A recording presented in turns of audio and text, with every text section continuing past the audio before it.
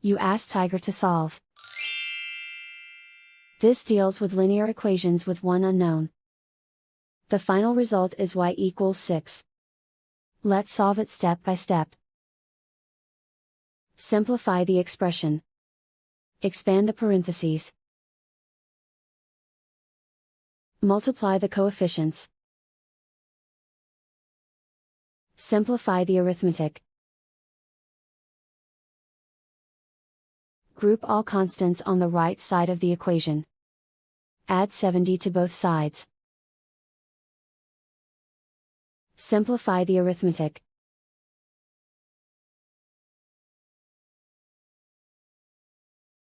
Isolate the y. Divide both sides by 14. Simplify the fraction. Find the greatest common factor of the numerator and denominator. Factor out and cancel the greatest common factor. And so the final result is y equals 6.